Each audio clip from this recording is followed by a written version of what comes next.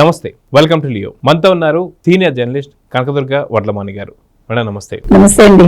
గతంలో రాజారెడ్డి రాజ్యాంగం అని చెప్పేసి ఇప్పటికీ మనం వింటూ వస్తున్నాం.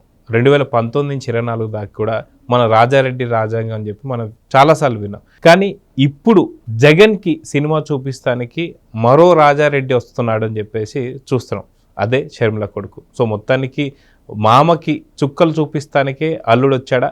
సో మామకి మొగుడు కాబోతున్నాడా? అదిగాక రాజారెడ్డి పేరు నిలబెట్టబోతున్నాడా అంటే ఏమంటారు? అంటే రాజారెడ్డి పేరు నిలబెట్టబోతున్నాడా అనే దానికి మీరు కొంచెం జాగ్రత్తగా ఉండాలి. ఎందుకంటే రాజారెడ్డి రాజ్యాంగం వద్దని కదా ప్రజలు అనుకున్నారు.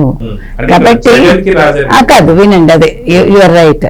కాకపోతే ఏంటంటే ఇప్పుడు ఈయన కంసుడిలాగా ఉన్నాడు కాబట్టి ఎవరు జగన్మోహన్ రెడ్డి రాజారెడ్డికి, మరి మీరు అన్నట్టుగా రాజారెడ్డి రాజ్యాంగం ఈయనకు చూపిస్తాడా? ఒకటి.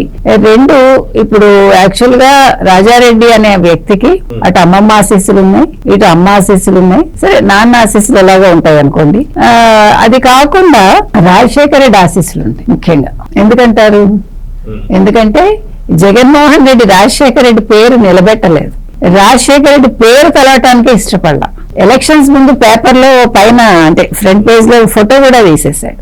ఆ తీయటమే కాకుండా తప్పులు చేయడం పక్కన పెడితే, అంటే తండ్రికి తగ్గ తనయుడని ఏ కోసాన అనిపించుకోవాలా. మీరు అన్నట్టుగా జగన్మోహన్ రెడ్డి అటు ఆస్తుల విషయంలో అన్యాయం చేశాడు, ఇటు రాజకీయంగా చెల్లికి అన్యాయం చేశాడు, పార్టీ పరంగా తల్లికి అన్యాయం చేశాడు, మేనలుడు మేనకోడలికి ఆస్తి విషయంలో అన్యాయం చేశాడు. ఇన్ని అన్యాయాల మధ్య మీరు అన్నట్టుగా ఇవాళ రాజారెడ్డి షర్మిల వదిలిన బాణం, ఆ రోజు అన్న వదిలిన బాణం మళ్ళా అన్నకే గుచ్చుకుంది వెళ్ళి వెనక్కి. తర్వాత అంటే రెండో టర్మ్ లో, మొదటి టర్మ్ లో చెల్లి గుచ్చుకుంది, ఆ గుచ్చుకున్న బాణం మళ్ళా సెకండ్ టర్మ్ లో అన్నకే గుచ్చుకుంది. అవునా కదా? సో ఇవాళ రాజారెడ్డి ముందు చాలా ఉన్నాయి అంశాలు. ఒక ఆస్తి విషయంలో కావచ్చు, తల్లికి జరిగిన అన్యాయం కావచ్చు, వీటన్నిటికంటే కూడా తల్లి క్యారెక్టర్ అసాసినేషన్ చేశారు చూడండి, అది మర్చిపోడు. సొంత అన్నగారు చేశాడు, సొంత అన్నగారు ఆవిడ కట్టుకున్న చీరని క్రిటిసైజ్ చేశాడు, అది కూడా రాజారెడ్డి పెళ్లికి సంబంధించి ఆ ఇన్విటేషన్ ఇవ్వటానికి వెళ్తేనే. కాబట్టి he will not forget that. ఇప్పుడు కొడుకు ఎప్పుడు కూడా తల్లికి చిన్న అవమానం జరిగినా భరించాడు. లోకేష్ భరించాడా? భరించలేదు. రెడ్ బుక్ ఎందుకు వచ్చింది? మంగళగిరి ఎందుకు నెగ్గాడు? యువగళం పాదయాత్ర ఎందుకు చేశాడు ఆయన?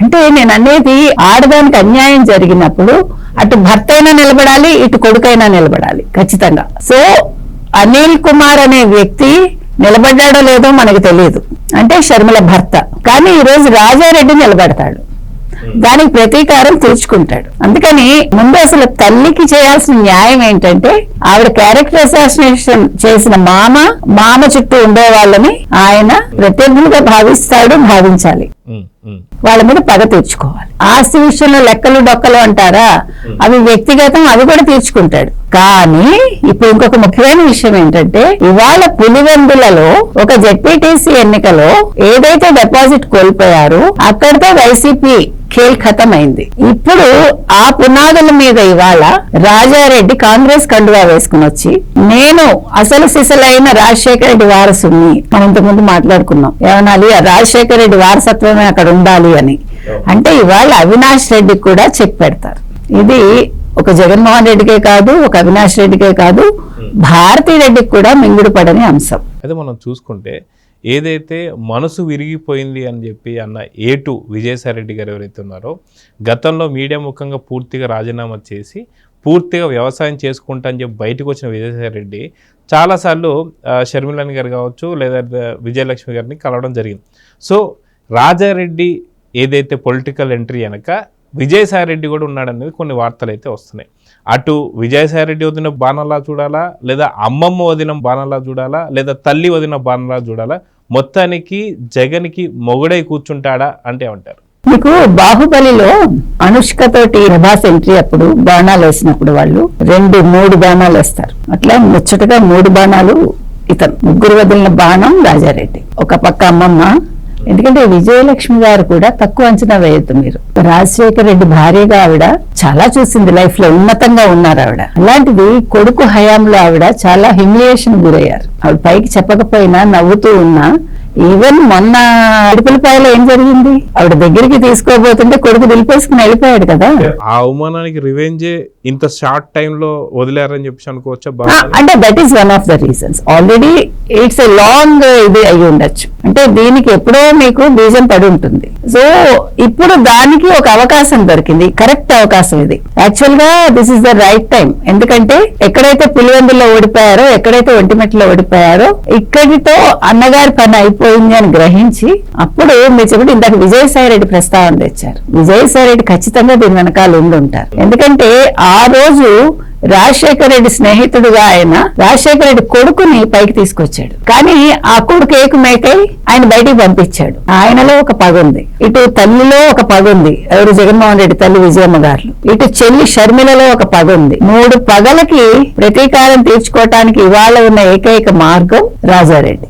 ఇప్పుడు రాజారెడ్డి చేయాల్సిన పని ఏంటంటే ముత్తాత రాజారెడ్డి లాగా బిహేవ్ చేయకూడదు. చెడ్డ పేరు తెచ్చుకుంటే అక్కడితో రాజకీయంగా సమాధి అయిపోతాడు. కాబట్టి రాజశేఖర రెడ్డి తాతగారి లాగా అతను రాజకీయం నెరపగలిగితే అప్పుడు కొద్ది గొప్ప నిలదొక్కుంటాడు. అయితే ఇక్కడ వెంటనే మీకేమి కాంగ్రెస్ లో ఉన్నాడు కాబట్టి కాంగ్రెస్ ఏదో 100 సీట్స్ వచ్చేస్తాయి, 200 సీట్స్ వచ్చేస్తాయి, అలా భ్రమలేం వద్దు మీకు. అంటే 29 ఎలక్షన్స్ లో. కాకపోతే ఏంటంటే ఇప్పుడు మీరు షర్మిల ఏదైతే ఇక్కడ తెలంగాణలో ప్రయత్నించి వెనక్కి వచ్చేసి మళ్ళీ ఆంధ్రప్రదేశ్కి వచ్చి అక్కడ ఆవిడ రాజశేఖర రెడ్డి వదిలిన బాణమో లేకపోతే అన్న వదిలిన బాణమో ఏదో మొత్తానికి ప్రజల్లోకి వెళ్ళి 1% కూడా ఆవిడ ఓటింగ్ రాలేదు మీరు కనుక గమనిస్తే. సో కొద్దో గొప్ప 1% ఓటింగ్ పెరుగుతుంది తప్ప రాజారెడ్డి వల్ల.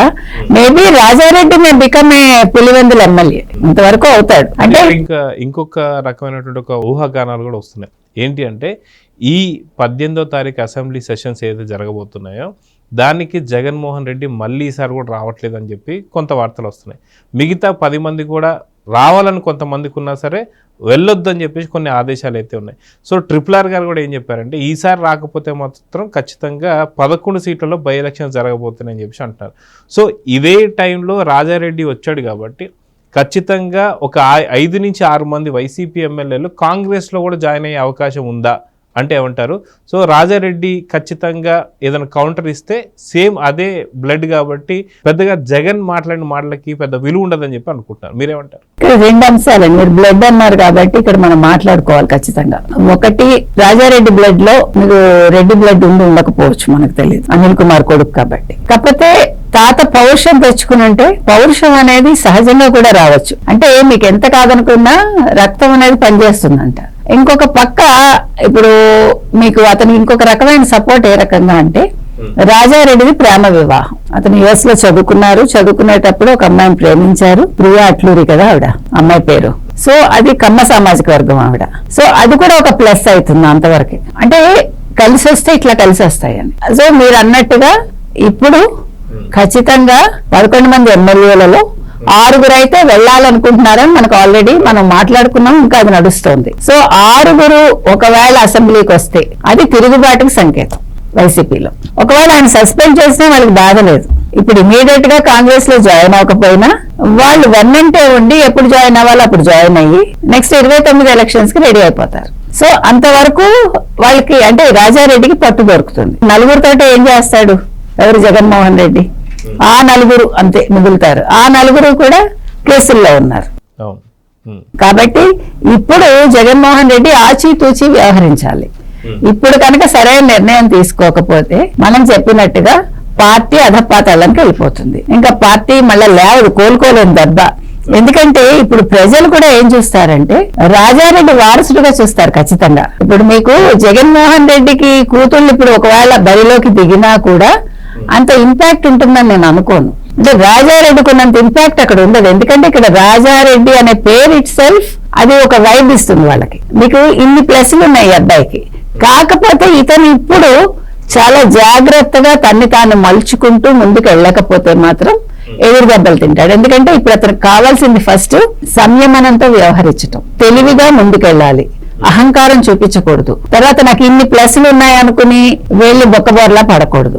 సో గెలుపు మీద దృష్టి పెట్టి దానికి ఏం చేయాలి, ఎలా ప్రజల్ని నేను ఆకట్టుకోవాలి అని ఆలోచిస్తే ఖచ్చితంగా విన్ అవుతాడు. అయితే మీరు ఇంకో ప్రశ్న అడగచ్చు నన్ను, కూటమికి దెబ్బ కాదా అని. ఖచ్చితంగా కాదు. ఎందుకంటే కాంగ్రెస్ ని ఆంధ్రప్రదేశ్ లో ఎవరు కూడా నెత్తిన పెట్టుకోరు. అందుకు ఉదాహరణ షర్మిల నెగ్గకపోవటమే.